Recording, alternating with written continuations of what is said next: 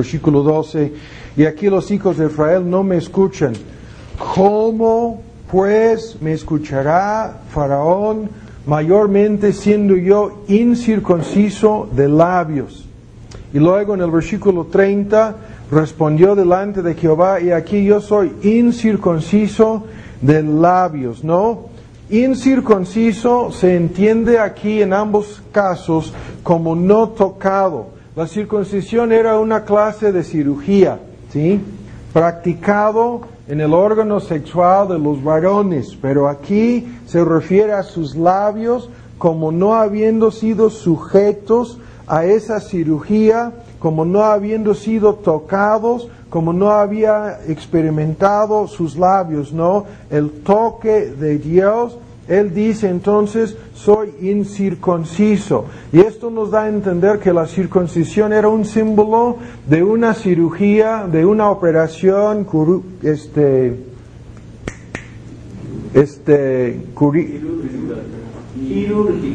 quirúrgica que Dios hacía, ¿sí?, en la persona. Lo mismo en Éxodo 10, véanlo, 16.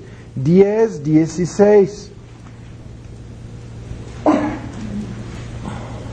No es Éxodo, es Deuteronomio 10, 16 de Deuteronomio. Estamos apurándonos, ¿no? Porque no podemos detenernos con todo esto. Simplemente quiero descartar la idea errónea. En 10, 16, circuncidad pues el prepucio de vuestro corazón. Y aquí pasamos de una idea de cirugía practicada por Dios sobre alguna parte de la persona a la idea de cirugía practicada en el corazón. Y Dios dice a los judíos que ustedes deberían circuncidar vuestros corazones, y el corazón incircunciso es descrito aquí como un corazón duro, ¿sí? La demanda es para una clase de cirugía internamente hablando, la circuncisión espiritual, o sea, un cambio de corazón, ¿sí? La circuncisión física miraba, apuntaba o tipificaba, ¿sí?, una clase de cirugía realizada espiritualmente en el corazón. Ahora Deuteronomio 30. Deuteronomio 30 en el versículo 6. Circuncidará Jehová tu Dios tu corazón y el corazón de tu simiente. Y esto es tremendo, porque aquí se incluye en este texto no simplemente la circuncisión de los creyentes adultos, sino la circuncisión de su simiente. ¿Para qué? Es una cirugía no hecha con manos, es una cirugía realizada por Jehová, es una cirugía practicada en el corazón, y su resultado es un corazón regenerado, un corazón nacido de nuevo, que resulta en que ames a Jehová tu Dios con todo tu corazón, con toda tu alma, a fin de que vivas, a fin de que tengas verdaderamente vida espiritual. Lo mismo está en Jeremías 4. Ven estos ejemplos. Jeremías en su capítulo 4, estamos apurándonos, ¿no?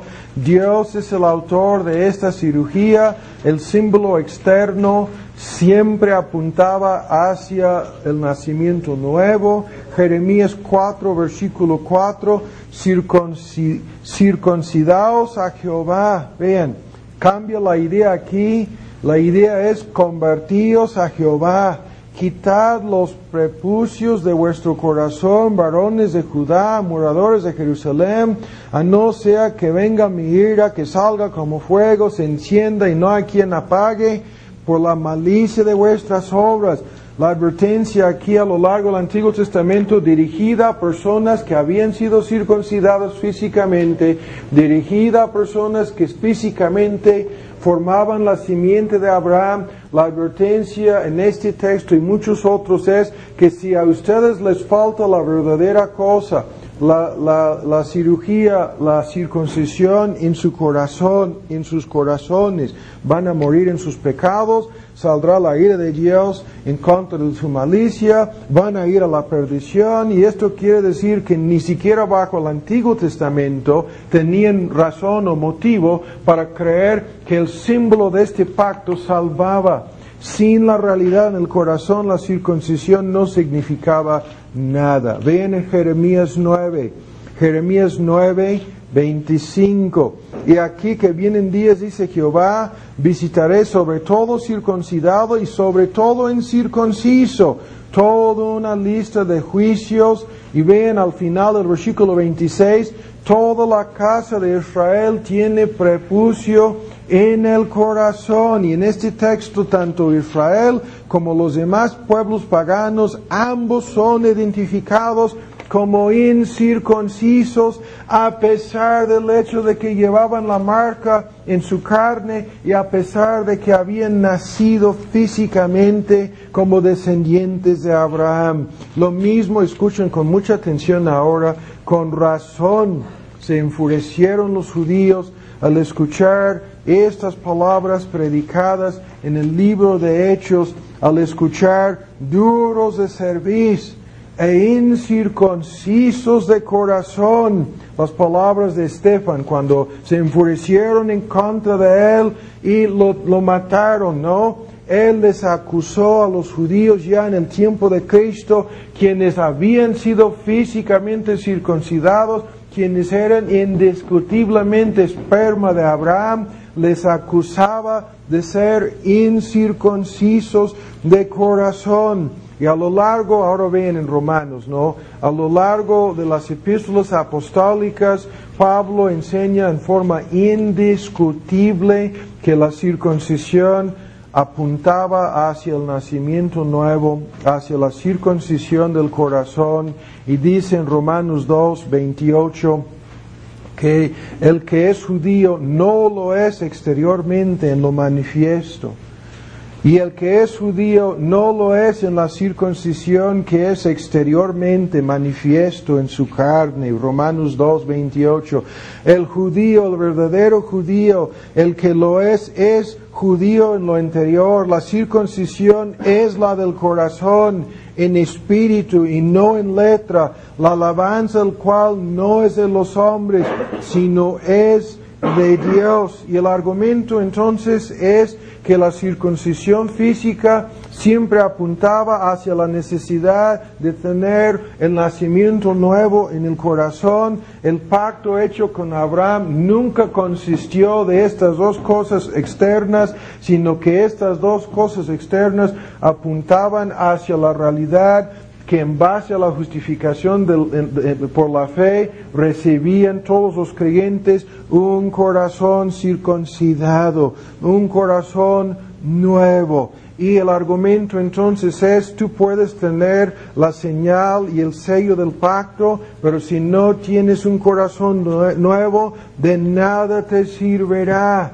Y ahora por último, estamos apurándonos porque quiero terminar con esto y llegar a la parte más importante. ¿Sí? Ahora Romanos 4. Vamos a terminar con la controversia acerca de la simiente de Abraham y la circuncisión, simplemente señalando lo siguiente. Estoy tomando estos apuntes, los estoy pasando. Ustedes que creen que no puedo cortar nada, estoy cortando 5 páginas. Romanos 4, ¿lo tienen? Bien, Romanos 4, la pregunta aquí es crucial para entender el lugar de la circuncisión en todo este asunto, en el pacto abrahámico. Y lo estamos mencionando, como vamos a ver antes de terminar un momento, por la controversia hoy en día acerca del bautismo y específicamente el bautismo infantil. Romanos 4, la pregunta que surgió en el versículo 10, el versículo 9. Pues es esta bienaventuranza, salvación, solamente en la circuncisión. ¿Son solamente los judíos circuncidados los que pueden creer en Cristo? Lo que decían los judaizantes, ¿sí? O también no es para los incircuncisos, los gentiles, no es también para los gentiles la salvación a través de la fe en Cristo. No es la administración del pacto de gracia para judíos y gentiles en ambos casos a través de la fe. Esa es la pregunta, ¿sí? Y para contestar dice Vean, decimos que a Abraham le fue imputada, le fue acreditada la justicia creyendo, ¿no? En Cristo por la fe. Pero ¿cómo? En el versículo 10. ¿Cómo? Y la pregunta, yo siempre he dicho en cuanto a este texto, hubiera sido mejor traducirlo cuándo y no cómo, ¿sí? ¿Cuándo le fue contada? No más, no es tanto cómo, aunque la idea está incluida en la palabra cuándo, ¿sí? Y viceversa. ¿Cuándo fue justificado por la fe Abraham?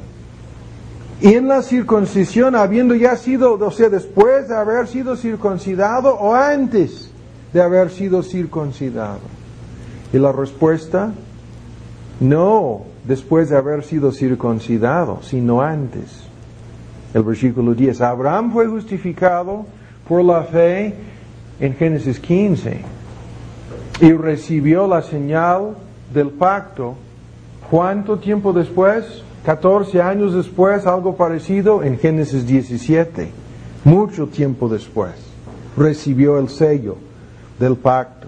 Entonces, ven en 11, recibió la circuncisión por señal y sello de la justicia de la fe que ya tenía, que ya tuvo, no habiendo aún sido circuncidado, ¿sí? Y todo esto lo argumenta, es un argumento importantísimo, pero ya tenemos la esencia del tema aquí en este punto. Abraham fue justificado primero, ¿sí? Y circuncidado después. Esto es la cosa que Pablo está diciendo. Y esto quiere decir que es imposible que la circuncisión sea la administración o la aplicación de la justificación. Esta administración y aplicación de la justificación es por la fe. Eso es todo el argumento del capítulo 4. La circuncisión que vino después, mucho después, nunca pudo haber sido y nunca fue más que un sello, ¿sí? O un símbolo externo de una realidad ya presente en el corazón de Abraham, un corazón nuevo que él había recibido habiendo sido justificado por la fe. Y el hecho de establecer este orden indiscutiblemente descarta la idea de que se administraban los beneficios de este pacto a través de la circuncisión, primero. Pero segundo, ahora bien con mucha atención, voy a agarrar estos apuntes que acabo de poner a un lado para decir lo siguiente. Escuchen bien. Isaac, ¿sí?, fue circuncidado y salvado. Sí. Jacob fue circuncidado y salvado. Pero ¿cuántos otros judíos fueron circuncidados y no salvados? Ismael no fue salvado. Esaú tampoco salvado. ¿Quién? Saúl. ¿Cuántos más? Todos los inconversos, todos los judíos que recibieron la señal, ¿sí?, pero que no fueron salvados. Y ahora vean, ¿qué es lo que estamos diciendo? Para resumirlo, estamos diciendo esto, que la realidad de la circuncisión como un sello, como un símbolo de justificación, tenía aplicación exclusivamente ¿a quién? Exclusivamente a Abraham. No tuvo aplicación a ninguna otra persona. Vuelvan a escuchar. ¿Por qué? Porque todos los demás judíos fueron circuncidados al 8º día, ¿sí?, recién nacidos. Abraham llegó a ser, a fin de cuentas, el único judío circuncidado después de haber sido justificado. Y esto quiere decir que era sello y símbolo de una justificación previa que Abraham ya tenía, pero todos los demás judíos que fueron circuncidados al 8º día no tenían esa justificación, no habían sido previamente justificados por la fe. Y esto descarta completamente la idea de los judíos de que esta circuncisión administraba o proporcionaba los beneficios del pacto. Hay más argumentos aquí, vamos a terminar esta parte con una lista de diferencias entre la circuncisión en el Antiguo Testamento, ¿sí?, en cuanto a un símbolo en relación con el pacto abrámico y el bautismo en el Nuevo Testamento. Con esto vamos a terminar esta parte. Una lista de diferencias. Primero, la circuncisión recordaba a los judíos de algo que Dios había hecho para Abraham, sí. Y les recordaba a los judíos de algo que Dios habría de hacer en el futuro, ¿sí? Dios les estaba recordando a través de la marca de la circuncisión en su carne de que Dios les había prometido la llegada del Mesías. O sea, se había comprometido a enviar al Mesías. Y pensaban, bueno, Dios salvó a Abraham a través de la promesa de la venida del Mesías. Esta marca física en nuestro cuerpo nos está recordando de que ha de venir este Mesías, ¿no? Y les estaba diciendo, entonces ustedes deben creer en el Mesías, ¿no? En contraste, el bautismo es una señal de algo que ya sucedió en el pasado, en la vida de cada creyente. Ya hemos sido salvados. El bautismo es un símbolo de una realidad ya presente en el corazón de cada creyente. La salvación ya realizada por el Mesías en el corazón del creyente. Entonces el judío pensaba, este símbolo apunta al Mesías que vendrá, pero el bautismo para el creyente apunta hacia una salvación que ya hemos recibido del Mesías. Segundo, la circuncisión era una señal y un sello de algo que Dios ya había realizado en Abraham. Dios ya le había justificado, pero no era una señal de justificación para ningún otro judío, ¿sí? Los demás judíos recibieron esa marca siendo recién nacidos, no sabiendo su mano izquierda de su mano derecha. Era imposible que habían sido convertidos en creyentes, ¿no? Pero en contraste, el bautismo es una señal, pero no es el sello. Escuchen bien, es una señal de la salvación que Dios nos ha concedido a nosotros que hemos sido bautizados. El sello de nuestra salvación en el Nuevo Testamento no es el bautismo, ni menos la circuncisión, ni menos alguna clase de bautismo infantil. El sello en el Nuevo Testamento, en una larga lista de textos, es el Espíritu Santo. Vuelvan a escuchar. La circuncisión, una señal y sello de algo que Dios había realizado en Abraham. Le justificó por la fe. Pero para los demás judíos no era señal de eso. El bautismo, en contraste, es una señal de la salvación que Dios ya me ha concedido, pero no es el sello de mi salvación. El sello de mi salvación es la presencia del Espíritu Santo en mi corazón.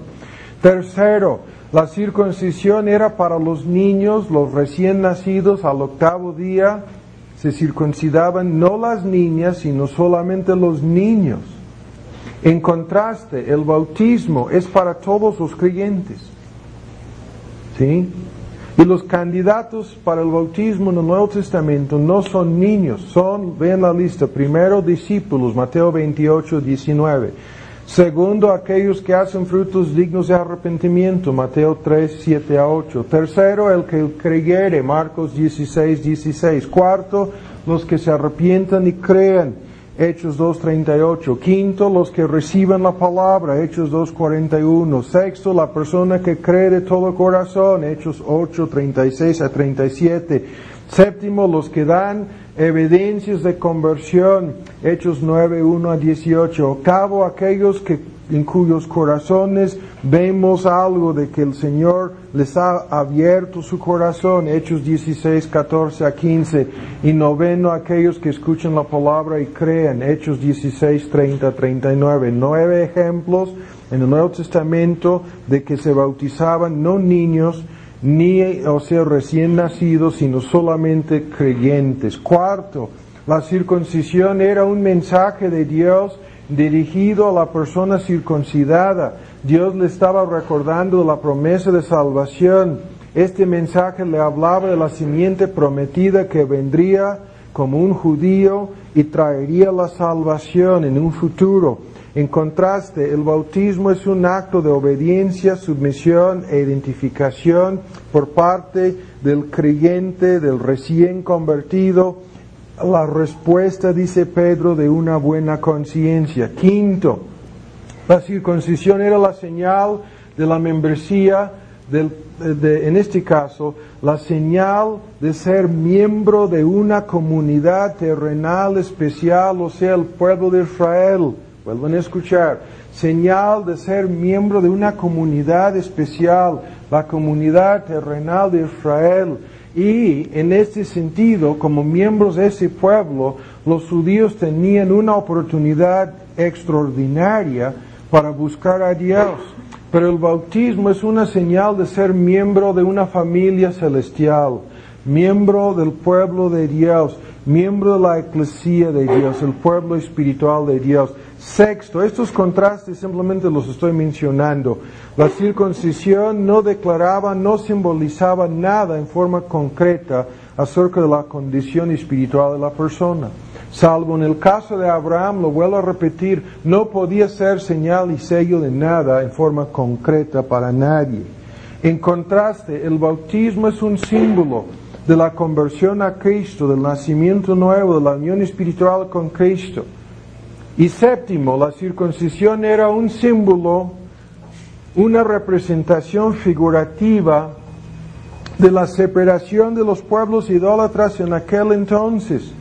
Mientras que el bautismo, en contraste, es un símbolo, una representación figurativa de la muerte, la vida vieja y la resurrección espiritual para andar en novedad de vida. Entonces, voy a repetir rápidamente estos 7 contrastes. Vuelven a escuchar. La circuncisión recordaba al judío de lo que Dios haría. En contraste, el bautismo nos habla de algo que ya pasó, ya sucedió la salvación. Segundo, la circuncisión era una señal de lo que Dios había realizado en Abraham, pero el bautismo es una señal de lo que Dios ha hecho en nosotros. Tercero, la circuncisión era para niños recién nacidos, el bautismo es para creyentes. Cuarto, la circuncisión era un mensaje de Dios dirigido a la persona circuncidada, diciéndole que hay una promesa de salvación a través de la simiente prometida que vendrá. Pero el bautismo es un acto de obediencia, identificación y sumisión para los que ya son salvos. Quinto, la circuncisión era la señal de ser miembro del pueblo de Israel. El bautismo es una señal de ser miembro de la familia celestial. Y sexto, no declaraba nada en concreto, nada en forma indiscutible acerca de la condición de la persona. La circuncisión simplemente le hablaba de algo que pudiera llegar a ser una realidad, pero el bautismo habla de algo que ya es real, ¿no? El nacimiento nuevo es una realidad ya presente en los que se bautizan. Y séptimo, la circuncisión figurativamente hablaba de la separación de Israel de los demás pueblos, y el bautismo habla de la separación del creyente en el sentido de haber sido separado de su vida pasada, de su vida pecaminosa, y ahora andará en novedad de vida. Ahora vamos a hacer otro receso, como les veo muy cansados, aunque apenas estamos comenzando. Nos queda la parte más importante, el pacto de Sinaí. Y lo que vamos a comprobar, y no vamos a tardar tanto, es lo siguiente: que el pacto hecho en Sinaí, el pacto mosaico, no fue una administración del pacto de gracia. Esto lo vamos a demostrar. Y escuchen bien, que ese pacto fue establecido, escuchen lo que voy a decir. Esto a algunos de ustedes les va a sorprender, si es que todavía siguen despiertos. Que este pacto hecho en el monte de Sinaí era la condición legal del pacto de gracia. ¿Sí? ¿Cómo vamos a ver? Oremos y un receso de 5 minutos nada más. Tenemos para terminar a las 3:30. Entonces, después de 5 minutos arrancamos. Oremos. Nuestro Padre, te pedimos tu ayuda para terminar a buena hora para la comida el día de hoy. Te pedimos que nos ayudes a entender todos los argumentos que faltan, que nos van a ayudar a ver con claridad la relación entre estos pactos y cómo es que el pacto de la ley no llegó para tomar el lugar del pacto de tu gracia. Te pedimos que nos ayudes a hacer esto en el nombre de Cristo Jesús. Amén. Entonces no se vayan lejos, por favor, 5 minutos nada más y podemos terminar a buena hora.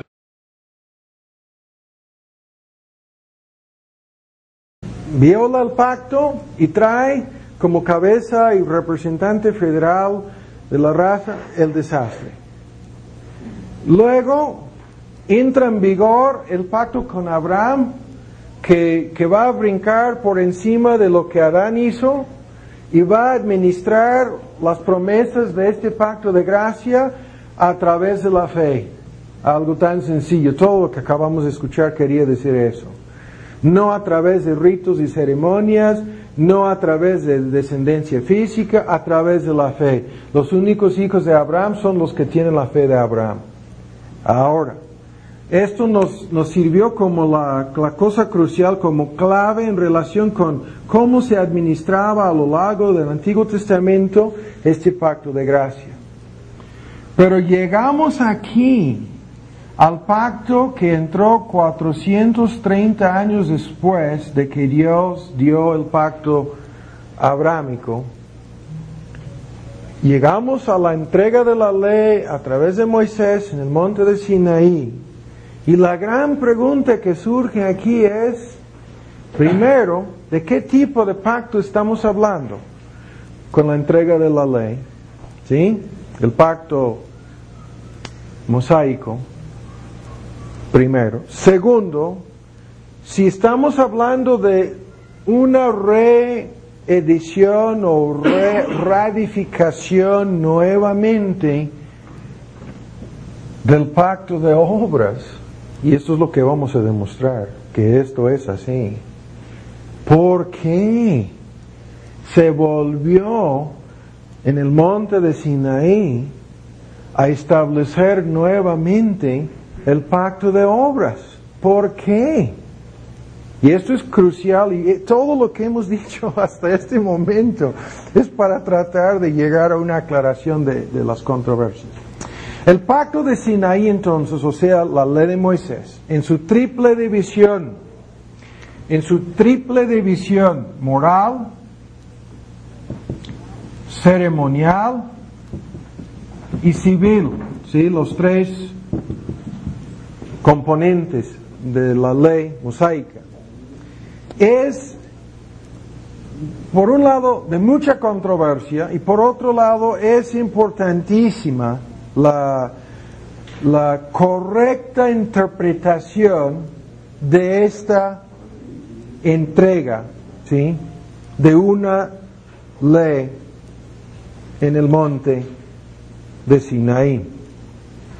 Entonces, vamos por partes. Primero, muchos teólogos reformados, la mayoría, sostienen que el pacto entregado a Moisés en el Sinaí fue una, escuchen bien, administración del pacto de gracia.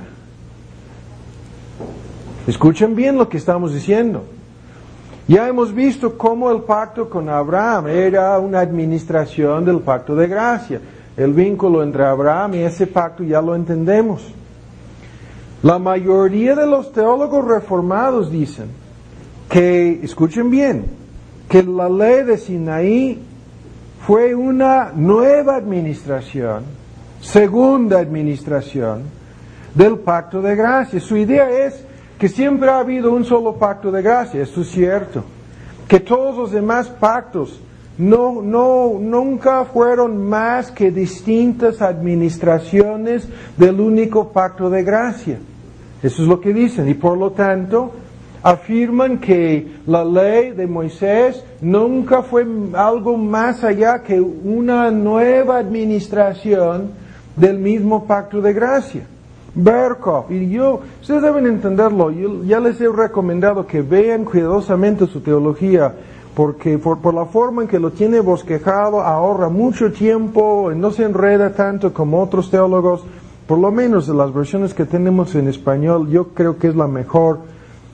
Pero vean, en su página 353, en su libro de teología, dice el querido hermano Berkhof, el pacto sinaítico fue esencialmente el mismo pacto establecido con Abraham, aunque la forma era un tanto diferente, dice. Escuchen sus palabras. Él dice, el pacto de Sinaí era esencialmente el mismo pacto que Dios había establecido con Abraham, aunque un poco, la forma era un tanto diferente. Estoy citando literalmente sus palabras. ¿Tiene razón Berkhof al afirmar eso? Ahora, al mismo tiempo, una página después, página 354, afirma, vean, que el pacto con Abraham no fue suplantado por el pacto sinaítico, sino que siguió vigente. Ahora se enreda en una contradicción. Ya se contradijo. Al decir que el pacto de la ley fue esencialmente una nueva edición del pacto hecho con Abraham, y al luego decir, una página después, que el pacto de la ley no quitó el pacto hecho con Abraham, se contradijo. ¿Sí? Pero ahora escuchen, el teólogo Carlos Hodge, por lo menos en su comentario sobre el 2 de Corintios, aquí yo no estoy citando de su teología, que también lo tenemos en español, pero no solamente Carlos Hodge, sino también el gran teólogo puritano Juan Owen, que muchos de ustedes conocen por algunos de sus libros traducidos al español. Ambos afirman que la ley de Moisés era una nueva promulgación del pacto de obras. Y tienen razón. Lo que fue entregado en el Sinaí fue una nueva promulgación, una reedición, una nueva versión del pacto original de obras. Y vean los textos. Ahora vamos a citar dos, hay más, pero para ahorrar tiempo, dos textos. Gálatas 10, o mejor dicho, Gálatas 3 y Romanos 10. Primero en Romanos 10, 5.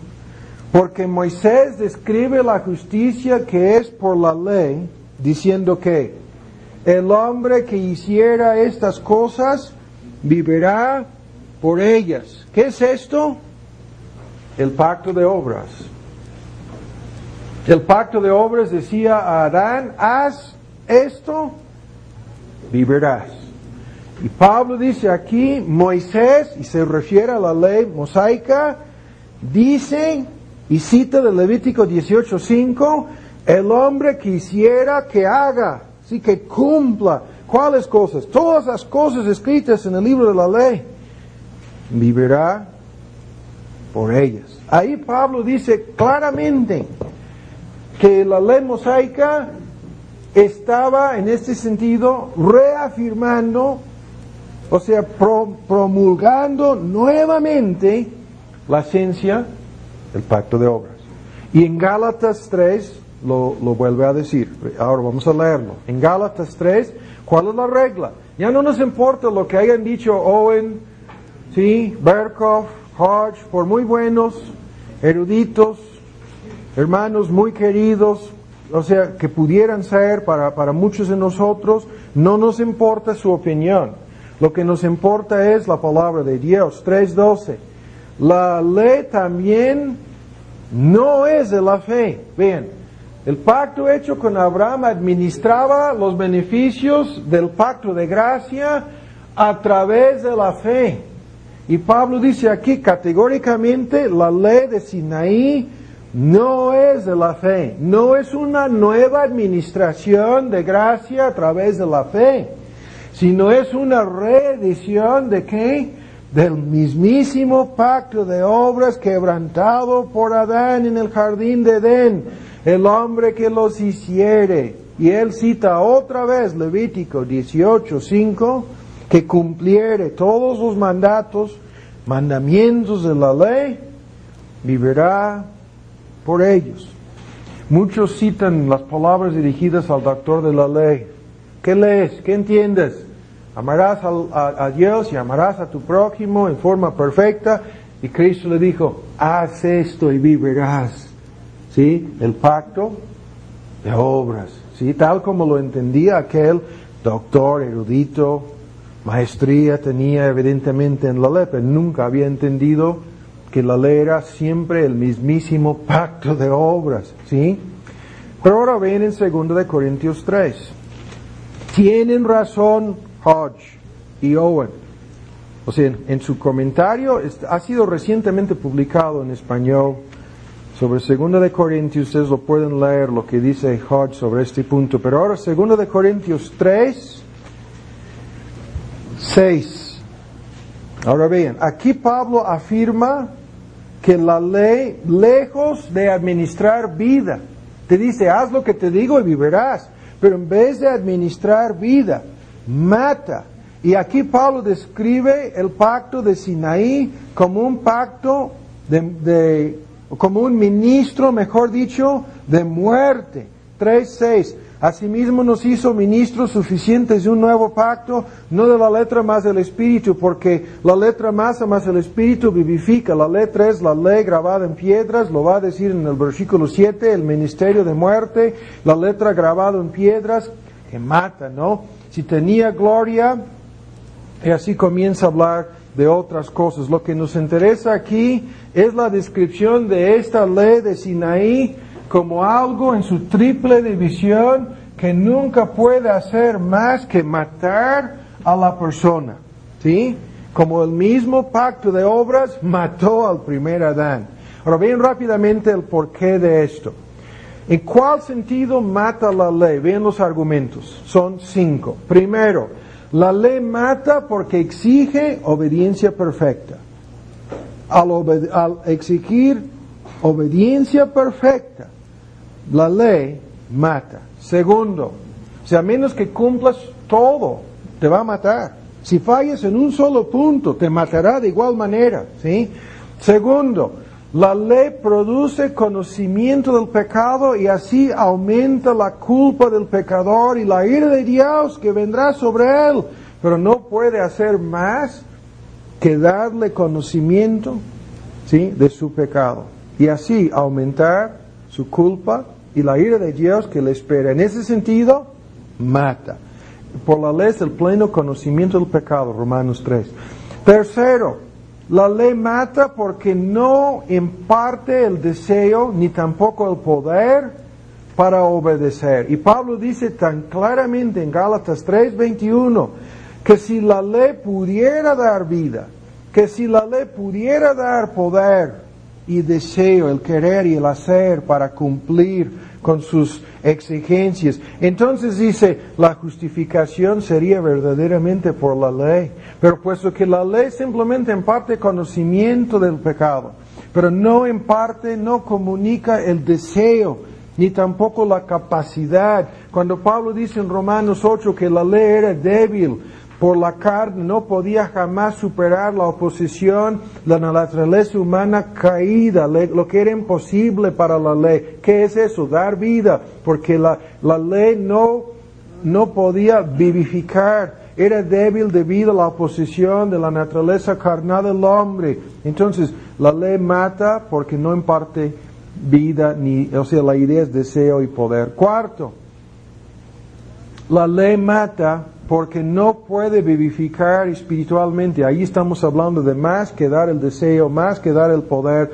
Estamos hablando de administrar el nacimiento nuevo, ¿sí? Producir un corazón circuncidado. La ley no puede hacer eso. Y quinto, La ley en su triple división, en todas sus formas, moral, ceremonial y civil, mata, porque exige obras como condición para salvación. Y así se opone a la fe y a la gracia. Y por lo tanto, al no, proporcionar otro medio, o sea, exige obras. Si te vas a salvar, no es por fe, no es por gracia, es por obras. Y así acaba con toda esperanza. Porque por las obras nadie se justificará. Tantos versículos, ¿no? Solamente el Evangelio vivifica. Porque el Evangelio proporciona la justicia necesaria para justificar y viene acompañado por el poder del Espíritu Santo. Ustedes pueden llevar 2 páginas en una triple división acerca de todos los textos que dicen que la ley es impotente, la ley no puede salvar, la ley no puede justificar, y vamos a repartir finalizando, no vamos a tardar con la lectura. Entonces, primero, ¿qué es lo que hemos dicho? Los que afirman que la ley era una nueva administración del pacto de gracia se equivocan. Los que afirman que era una nueva edición del pacto de obras tienen razón, porque la ley, como la misma idea en el pacto de obras, siempre mata.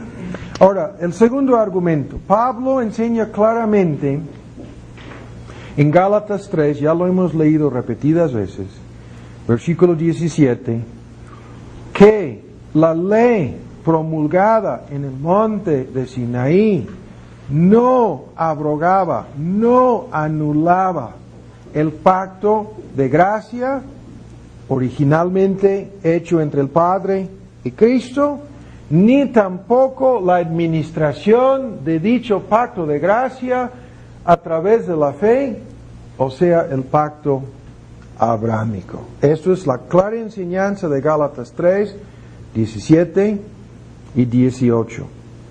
Ahora, esto quiere decir que cuando se promulgó la ley en el monte de Sinaí, 430 años después de que Dios había hecho la promesa de salvación por fe a Abraham, escuchen bien, que esa ley no tomó el lugar, lo que dijo Berkov correctamente, no tomó el lugar del pacto abrahámico. ¿Sí? Ahora, esto da lugar, ahora ven en Gálatas 3, a la pregunta que está de por medio en todo esto. Si la ley no fue más que una nueva edición del pacto de obras, ahora ven con mucha atención, entonces, ¿por qué fue dada? ¿Cuál sentido tenía? ¿Qué propósito hubo en eso, no? ¿O había en dar nuevamente la ley? ¿Por qué? Y ven en 3:19. Esa es la misma pregunta que el apóstol Pablo hizo. 3:19. Pues entonces, al decir, la herencia no es por la ley, ¿sí? Es por la promesa, 3:18. Al decir, la ley no anuló el pacto de gracia administrado a través del pacto abrahámico, 17. ¿Para qué entonces? Pues ¿de qué sirvió? Podríamos decirlo así, aunque muchas versiones lo ponen en el tiempo presente. ¿Para qué entonces sirve la ley? Y vean la respuesta. Fue añadida, es la mejor traducción, añadida. ¿Pero por qué? Por causa de las rebeliones. ¿Hasta qué? Hasta que viniese la simiente a quien fue hecha la promesa. Esa simiente es ¿quién? Es Cristo. ¿Sí? Es Cristo. Y luego hay un paréntesis y hay una explicación que no vamos a abarcar ahora. Ahora bien, el significado de esto. Dice, fue añadida. ¿Sí? ¿Por qué? Por causa de las rebeliones, ¿no? Dice, por las rebeliones. Ahora bien, rápidamente el significado de esto. Esto significa, primero, que esta ley fue dada, primero, para codificar el pecado. De esto no hay duda. A causa de las rebeliones. Segundo, para convencer del pecado. Por la ley es el conocimiento del pecado. Si la ley no hubiera dicho no codiciarás, ni Pablo mismo habría entendido, ¿sí?, su pecado. Para codificar el pecado, o sea, definirlo en forma exacta. Para convencer de culpa, ¿sí?, la convicción del pecado. Tercero, para acabar con cualquier esperanza de salvación por obras. Vuelven a escuchar. 22 dice, la Escritura es la ley, no simplemente la Escritura. Vean, 3:22, encerró todo bajo pecado, para que la única promesa, la única esperanza de salvación fuese la fe. Entonces, para acabar con cualquier esperanza de salvación a través de obras, no es simplemente la Escritura, es la ley la que encerró todo el mundo bajo pecado. 3:22, ¿sí? Ahora, cuarto, escuchen bien, para conducirnos, escuchen bien, como ayo o maestro, y aquí sigue dando respuestas, y en 3:24 concluye de manera que la ley, nuestro maestro, nuestro ayo fue, ¿para qué? Es padiagogos, la palabra griega, guía, instructor, conductor de niños, para llevarlos por la mano, enseñarles este es el camino. Pero vean, como ayo, como maestro, para conducir a los judíos y a los demás, para conducir a los hombres. Y quinto, lo que vamos a ver, y esto es lo más importante, ¿por qué volvió a dar la ley como un pacto de obras? Vamos a verlo dentro de unos momentos, como la condición legal del pacto de gracia. ¿Cómo vamos a ver? ¿Sí? Ahora, ¿para qué? 4 cosas. Codificar, convencer, acabar con la idea de obras, conducir a los judíos y a los demás a ver la necesidad de la obra de Cristo. Y ahora vamos más lejos. Hay una aclaración muy necesaria a estas alturas. Y quiero hacer esta aclaración aquí. Al decir que la ley era una nueva promulgación del pacto de obras, hay que entender lo siguiente. Aquí vamos a ponerlo. Bajo el Antiguo Testamento, la ley funcionaba en 2 formas. Escuchen bien, en 2 formas distintas, diferentes. Primero, en su aspecto moral, vean esta distinción, los 10 mandamientos, como un pacto de obras, haz todo lo que te digo, cumpliendo con estos mandamientos y vivirás, un pacto de obras.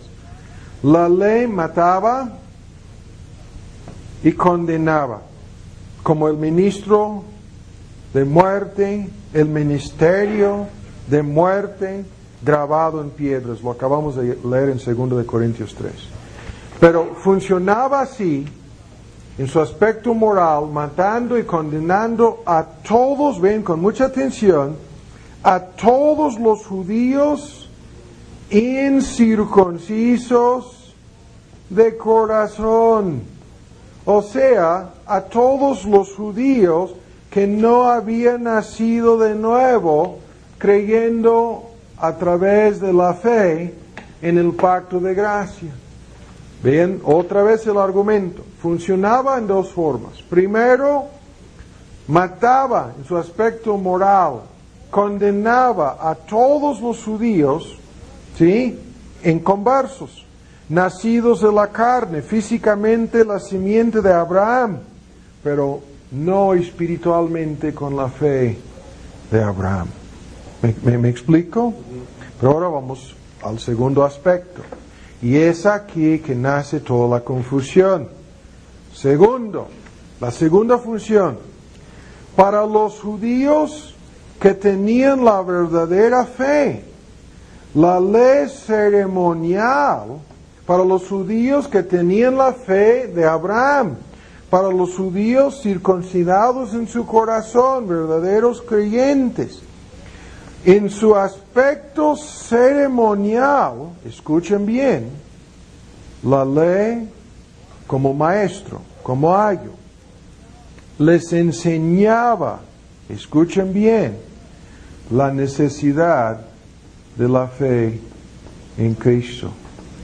Para los que tenían esta fe, la ley ceremonial, ¿cuántos? 2 sesiones, el tabernáculo, todos sus muebles, las ofrendas, esa cajita, el propiciatorio, el holocausto, el sacrificio por el pecado, el sacrificio por la culpa.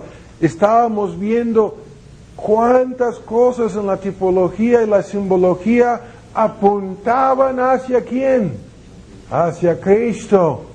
Y el judío que tenía fe aprendía a través de esta ley ceremonial las ofrendas y los sacrificios e incluso los mismísimos muebles del templo y del tabernáculo y el sacerdocio. Le servía, escuchen bien, como maestro, ¿sí? Que le conducía a ver la necesidad a través de la fe, de la obra de Cristo. Ahora, fíjense bien en lo que estamos diciendo. Le enseñaba la necesidad de la fe en Cristo. Y cuando Pablo dice que era el ayo, que era el maestro, todo el Nuevo Testamento dice esto. Pero vean lo que estoy diciendo. Al decir que la ley testificaba acerca de la obra de Cristo. Vuelvan a escuchar. Que la ley testificaba acerca de la obra de Cristo. ¿Sí? Atestiguada por la ley, por las profetas. ¿Cuántos textos lo dicen? La ley a través de los sacrificios, a través del sacerdocio, tipificaba y apuntaba hacia el sacerdocio, hacia el sacrificio de Cristo. Pero ahora ven con mucha atención.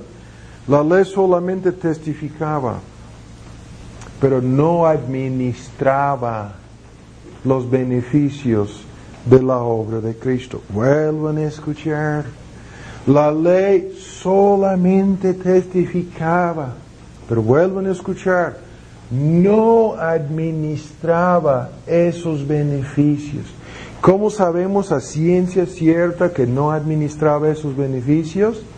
Lo sabemos porque en Hebreos 10:4 dice, es imposible que los sacrificios y la sangre de animales perdone el pecado. Lo dice categóricamente. Esos sacrificios no perdonaban a nadie. ¿Sí? Conocen el texto, ¿no? Hebreos 10, vamos a leerlo para ustedes que a lo mejor los que se acuerdan de los estudios sobre los sacrificios y el tabernáculo saben perfectamente bien lo que este texto dice. La sangre de toros, de machos cabríos, no puede quitar los pecados. Y esto quiere decir que, mientras que apuntaban hacia la obra de Cristo, no administraban los beneficios de esa obra. No, esos beneficios se recibían por la fe. ¿Sí? No por las ceremonias de la ley. Y lo mismo, vean, otro argumento, en 9:15, Cristo es el mediador del Nuevo Testamento para que interviniendo en su muerte, para la remisión de las rebeliones que había debajo del primer testamento. Esto quiere decir lo mismo. Dios nunca hacía más que pasar por alto los pecados de los judíos creyentes. Y cuando Cristo vino, Cristo pagó en la cruz del Calvario.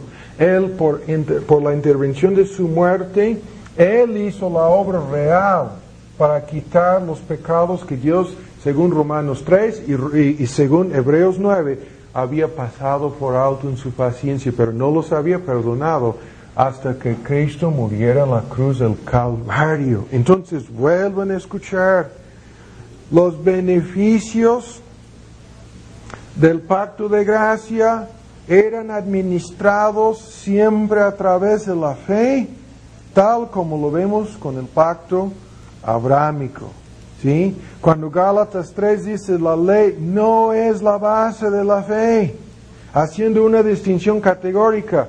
Vean, los que tenían esta fe de Abraham a través de la ley ceremonial, como un maestro, ¿sí? Miraban hacia Cristo. Pero lo vuelvo a decir, la ley solamente testificaba de Cristo. No realmente salvaba, ni tampoco administraba los beneficios de la obra de Cristo. ¿Sí? Ahora, para concluir esto y llegar a la parte más importante, todavía falta. Ahora, pero ya están viendo que hay un orden en esto, ¿no?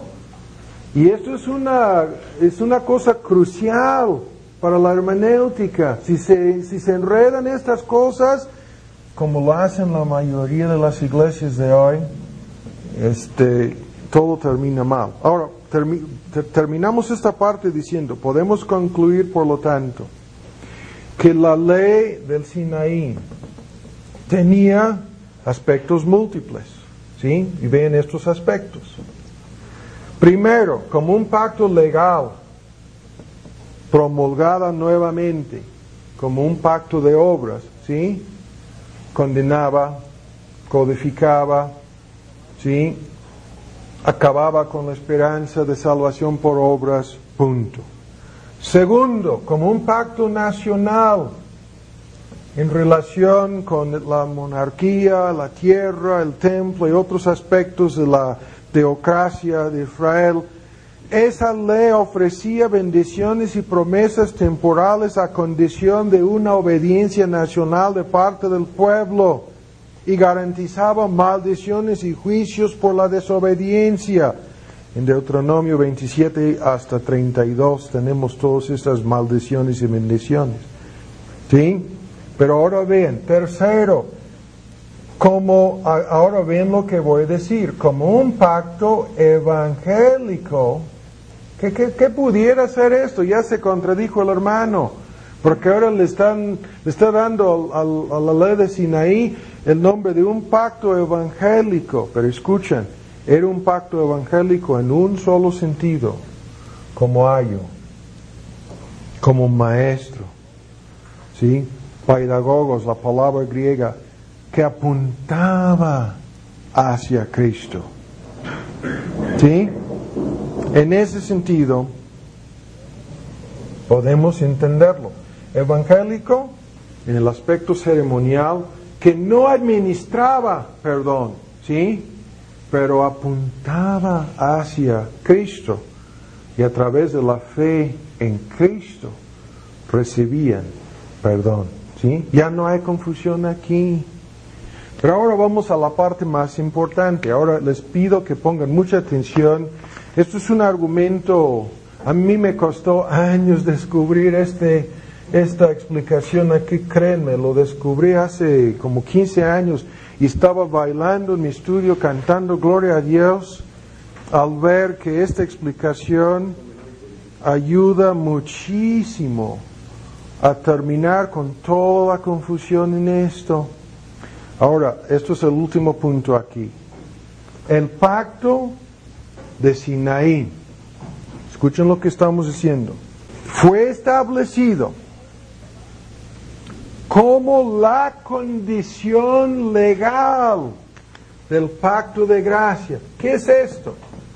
La condición legal del pacto de gracia quiere decir lo siguiente: lo que Cristo tendría que hacer como fiador del pacto original de gracia, lo que Cristo tendría que cumplir para librarnos del pacto de obras, la cual fue quebrantada por el primer Adán.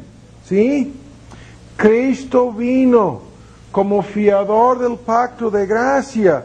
Pero Gálatas 4 dice que cuando vino fue hecho súbdito a la ley. ¿Qué es esto? Que en su encarnación se colocó bajo la ley. ¿Para qué dice esto? Para que pudiera redimir a los que estaban bajo la ley. Se colocó Cristo bajo el pacto de obras en su prolongación más amplia, el pacto de Sinaí, para redimirnos. Y escuchen bien, para redimirnos de ese pacto de obras, a fin de que fuésemos adoptados gratuitamente como hijos. En otras palabras, Cristo en su encarnación y su vida terrenal vino a hacer lo que el primer Adán no hizo. Cuando el primer Adán no cumplió con ese pacto de obras, dejó pendiente la necesidad de que alguien lo cumpliera, ¿sí?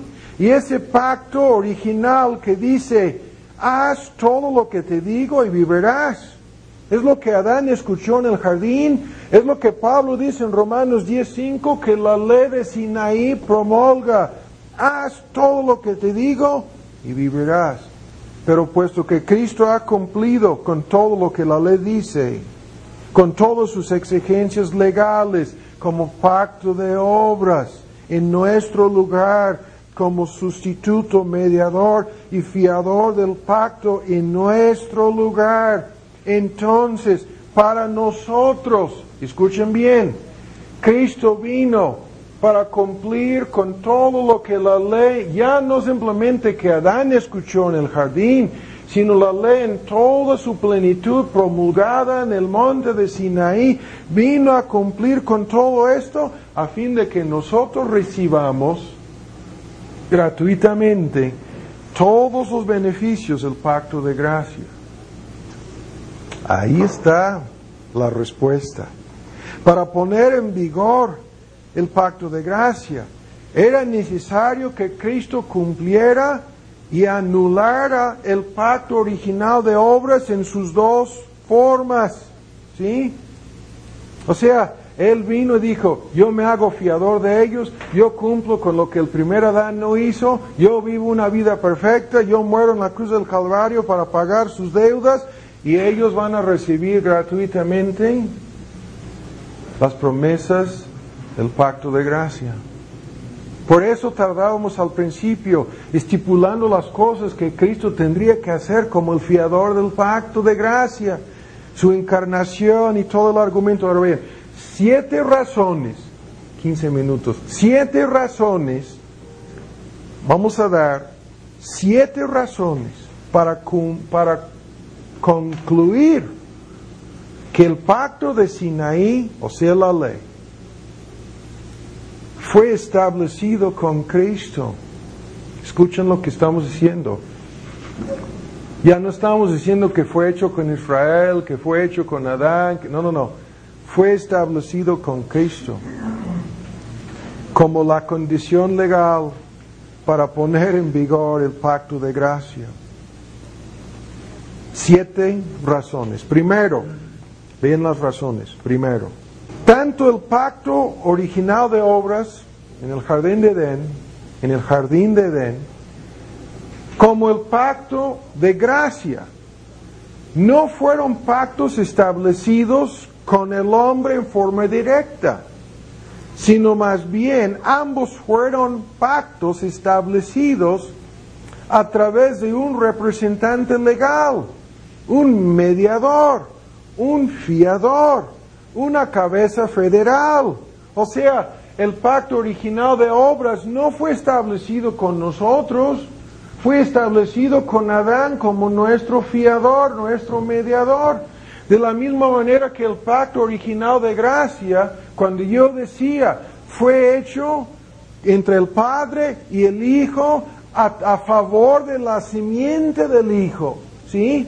Pero fue hecho con entre el Padre y el Hijo, no fue hecho directamente con la simiente del Hijo, sino solamente a través de Cristo como fiador a favor de esa simiente. Vuelvan a escuchar.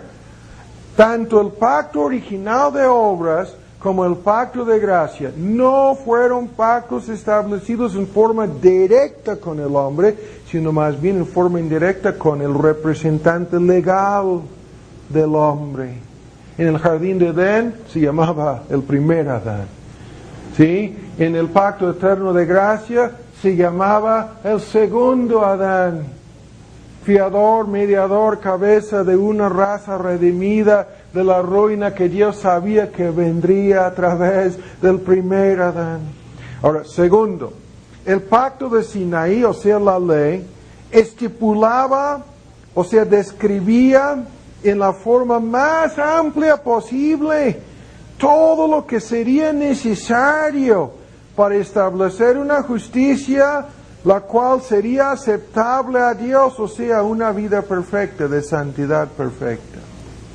Ese pacto promulgado en el monte de Sinaí, 614 legales, la lista, y los judíos habían añadido otros 600 y pico más en su ley, en su versión de la ley. 614 preceptos estaban ahí estipulados a ciencia, o sea, en la forma más exacta, describía, estipulaba cuál sería la obra necesaria para proporcionar justicia, santidad perfecta, para que la persona cumpliéndola pudiera vivir. Ahora escuchan, la prueba de que este pacto fue establecido con Cristo es el hecho de que solamente Cristo podría cumplir con eso, nadie más. Nadie más podría cumplirlo.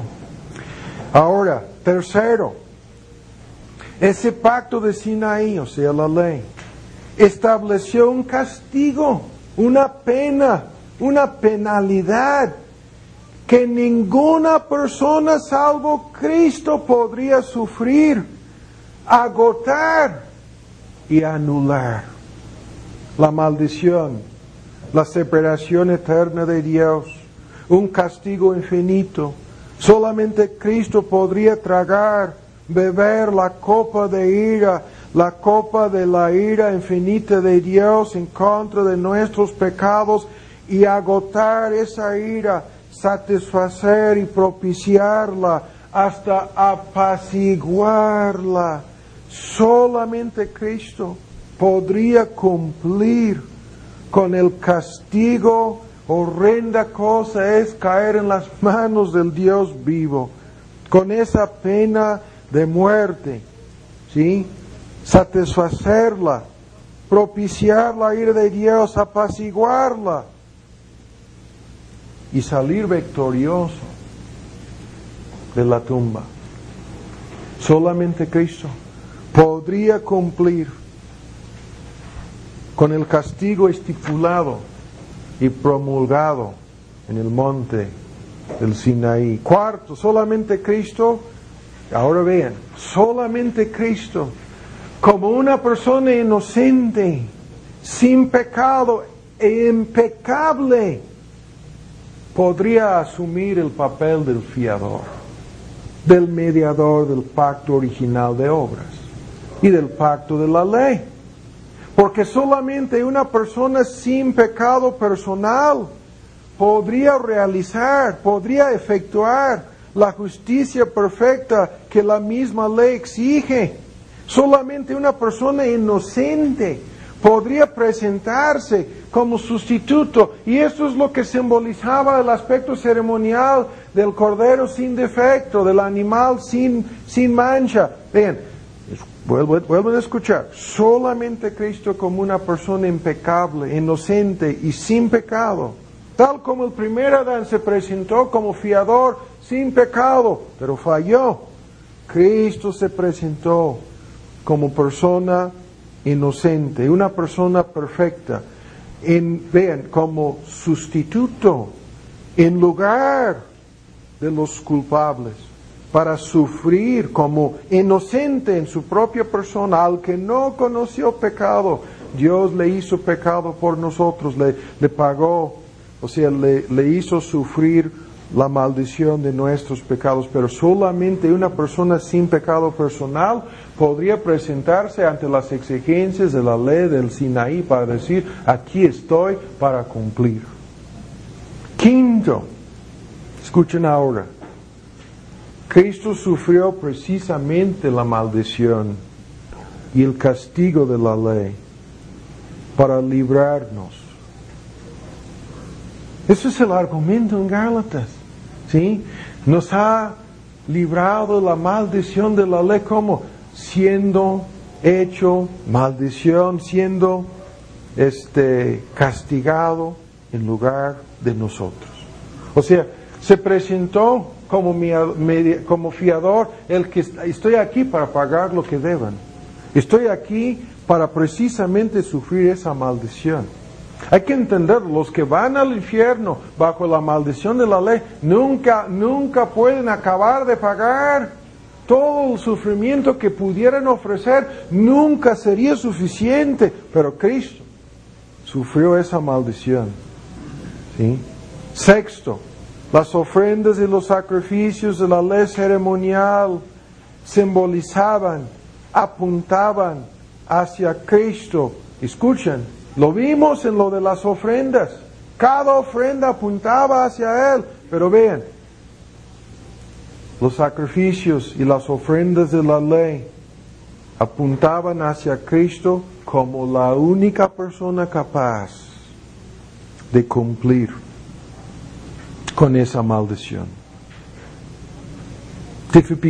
Tipificaban todos los sacrificios exactamente, en diferentes facetas y aspectos, ¿sí?, de la maldición, exactamente lo que Cristo tendría que sufrir. Y esa frase, hecho de la mujer, hecho súbdito a la ley, las mismas palabras de Juan el Bautista, he aquí el Cordero de Dios, decía.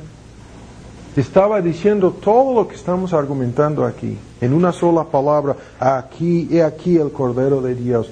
Y séptimo, nadie salvo Cristo jamás cumplirá con las condiciones del pacto que Dios hizo en el monte del Sinaí.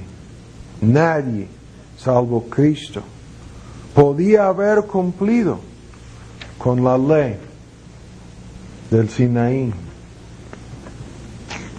Ahí está. Y en los 5 minutos que faltan, que restan, ustedes ya entienden por qué se volvió a promulgar una nueva edición del pacto original de obras. Ya sabemos el por qué, ¿sí? Ya lo vemos tan claramente. Y es imposible seguir la interpretación correcta de la Biblia, a menos que veamos, ¿sí?, aquellos que dicen, aquí se estaba administrando nuevamente el pacto de gracia. No, eso no es así. Y esto acaba con la idea de que los judíos eran la primera iglesia y que todo lo que vimos antes, su unión de iglesia-estado y su congregación mixta y todo ese paquete de que la ley da el modelo para la iglesia neotestamentaria, todo eso es falso, no es cierto. Y es algo peligrosísimo desde la perspectiva del concepto de que los niños están bajo la idea de bautismo infantil en el pacto. ¿Cuál pacto sería entonces? No, esto no lo digo para atacar a nadie. Hay hermanos muy queridos que son de iglesias que tienen esa persuasión. Yo simplemente les digo, a condición de que ustedes exigen que los hijos del pacto sean convertidos a Cristo, no hay pleito, ¿sí? Pero es cuando piensan que por ser hijos del pacto se van a salvar, que inevitablemente hay un pleito, porque están negando el Evangelio. Ahora terminamos con esto. Hemos dejado pendiente, hermanos, ni hemos llegado a la plena administración de este pacto de gracia bajo el nuevo pacto. Eso no lo hemos abarcado aún, ¿sí? Esto es la pura introducción. Pero vamos a dar este bosquejo. Este bosquejo, una parte de este bosquejo lo publicó el pastor Peter Masters hace poco en su revista. Yo lo tengo en una versión más amplia. Y vamos a terminar. Este bosquejo nos va a introducir, ahora vean, una serie de contrastes entre el antiguo pacto y el nuevo. Y esto nos va a introducir como bases la línea que vamos a seguir. El hermano Pink tiene una sección tremenda en su libro sobre el nuevo pacto y eso es lo que vamos a ver. Y vamos a ver el pacto con Noé en la próxima sesión. Ese pacto es muy interesante. Como una administración bajo el antiguo pacto de lo que nosotros entendemos como la gracia común de Dios, que se administraba, ¿sí?, a través de las promesas hechas en forma permanente para Noé y todo el resto de la humanidad hasta el fin del mundo. Eso es otro asunto, simplemente lo menciono. Terminamos con esto. Vean las diferencias entre el antiguo pacto promulgado en el Sinaí y el nuevo pacto, que es, vean, la administración final y completa del pacto original de gracia. Ahora bien, primero, son diferentes en su promulgación. Son diferentes esos dos pactos. El primer pacto del Sinaí fue promulgado en el monte de Sinaí, acompañado por terror, miedo, y el pueblo quiso alejarse de ese lugar, se espantaron. Hay una descripción en Hebreos 12, 18 a 21, en donde la versión antigua dice, escuchaban bocinas, un sonido, como prácticamente como si algunos piensan, ¿no?, como si estuvieran los marcianos al ataque, ¿no?, con terremotos y, o sea, una cosa espantosa. Pero en su promulgación el Evangelio fue acompañado por amor, por gracia, ¿sí?, compasión hacia los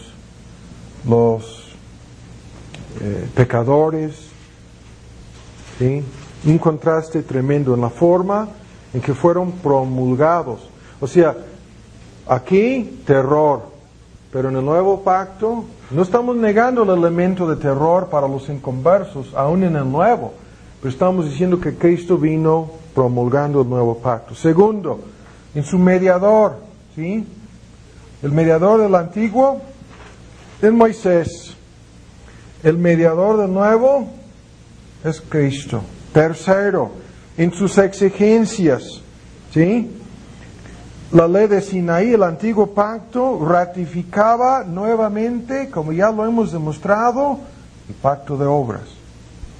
¿Sí? Pero el nuevo pacto proclama, vean, que las obras necesarias para la salvación han sido cumplidas por Cristo. Y como tanto, o sea, por lo tanto, el pacto de obras quedó anulada. ¿Sí? En su obediencia activa y pasiva la cumplió. Es como cuando el fiador da el pago, se rompe el contrato, se destruye el pagaré, ¿sí?, se acaba. Cuarto, son diferentes en sus promesas. El pacto de la ley prometió vida eterna en base a la obediencia perfecta, pero no proporcionaba la gracia necesaria para cumplir en el caso de ninguna persona. ¿Sí? Pero en cuanto a las promesas del nuevo pacto, Dios nos promete vida eterna en base a la obra de Cristo y aún nos proporciona gracia para arrepentirnos y para creer. Quinto, son diferentes en sus metas. Estamos contrastando el pacto de la ley con el nuevo. Diferentes en sus metas. El antiguo tenía el propósito de revelar el pecado, condenar y en el mejor de los casos limitar el pecado, nada más. Pero el nuevo tiene el propósito de perdonar el pecado.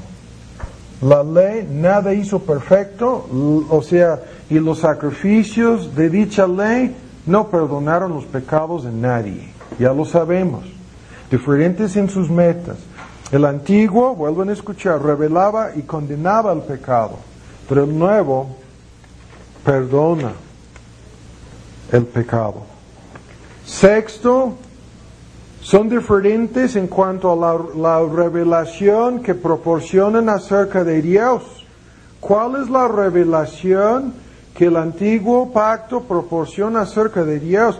En su mayor parte nos da una revelación de la gravedad, la naturaleza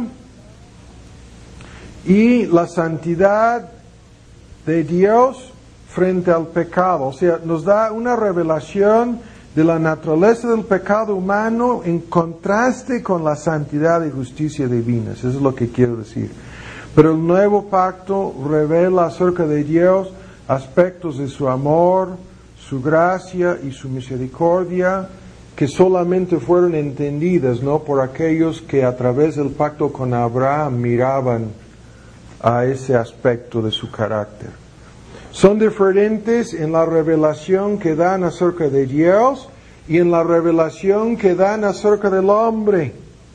El antiguo pacto revela la incapacidad del hombre, revela la condición caída del hombre, revela la condición de muerte espiritual, de incircuncisión en que se encuentra el hombre y simplemente le advierte de su necesidad de gracia. Pero el nuevo pacto revela acerca del hombre que Dios está dispuesto a salvar y que Dios tiene el propósito de salvar, ¿sí?, por su gracia. Octavo, son diferentes en su eficacia. El antiguo pacto en su eficacia no salvaba a nadie. El nuevo pacto en su eficacia, ¿sí?, salva a todos los que le fueron dados a Cristo por el Padre, o sea, los escogidos. 9. Son diferentes en sus efectos. En sus efectos. El antiguo es en su efecto, vean, bueno, lo voy a cambiar. El antiguo tiene el efecto de producir servidumbre, esclavitud y fracaso, ¿sí? Pero el nuevo tiene el efecto de producir la libertad gloriosa de los hijos de Dios. Gálatas 5:1. O sea, el primero produce servidumbre y esclavitud, el segundo libertad gloriosa, tanto de la culpa como del dominio del pecado, libertad. Y en 10º lugar, en su ministerio, el antiguo es el ministro de muerte y condenación, solamente mata, ya lo sabemos, y en su ministerio el nuevo es el ministro o el ministerio de vida, justificación para todos los creyentes. Y por último, en su duración, el primer pacto fue abrogado, o sea, el pacto de Sinaí fue anulado, fue quitado. Eso es todo el argumento de Hebreos y de Gálatas. Pero el segundo, o sea, el nuevo pacto, es para siempre. Para siempre. Ahí en estos contrastes tenemos una introducción a lo que vamos a ver en parte la próxima sesión sobre el nuevo pacto. Entonces así llegamos a una conclusión feliz, habiendo rebasado por sí.